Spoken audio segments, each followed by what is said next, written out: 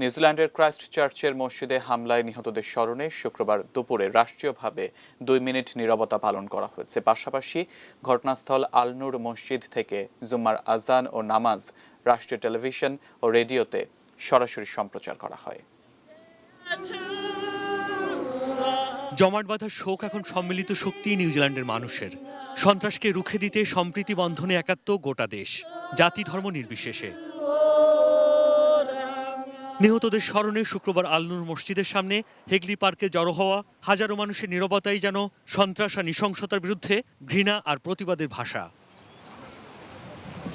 হেগলি পার্কে সমবেত মানুষের সাথে যোগ দেন দেশটির প্রধানমন্ত্রী জাসিন্ডা আর্ডার্ন। তিনি বলেন, শরীরের একটি অঙ্গে আঘাত লাগলে পুরো শরীরেই তার যন্ত্রণা ছড়িয়ে পড়ে। আপনাদের সঙ্গে পুরো নিউজিল্যান্ডবাসী শোকাহত। আমরা সবাই এক। স্মরণ অনুষ্ঠানে ছিলেন হামলার দিনে আল নূর মসজিদের নামাজ পরিচালনাকারী ইমাম গামাল ফৌদা। তিনি বলেন, হামলাকারী বিশ্বব্যাপী লাখ লাখ মানুষের হৃদয় ভেঙে দিয়েছে।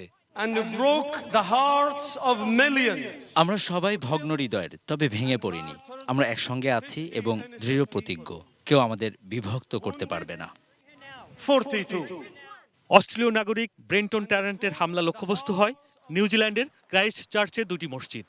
শহরের হেগলি পার্কমুখী সড়ক ডিন্স এভিনিউয়ের আল নূর মসজিদ সহ লিনউডের আরেকটি মসজিদে তার নারকীয় তাণ্ডবে নিহত হন অর্ধশত মানুষ।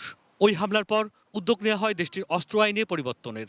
এর অংশ হিসেবে নিষেধাজ্ঞা জারি করা হয়েছে আধা স্বয়ংক্রিয় অস্ত্রের উপর। এই মুহূর্তে বিচারের আওতায় রাখা হয়েছে হামলাকারী ব্রেন্টন ট্যারেন্টকে। দেশের অন্যান্য মসজিদও এদিন সব ধর্মাবলম্বী মানুষের জন্য উন্মুক্ত করা হয়। মসজিদগুলোর সামনে ভালোবাসা ও সুরক্ষার প্রতীক হিসেবে মানববন্ধন করেন নিউজিল্যান্ডবাসী।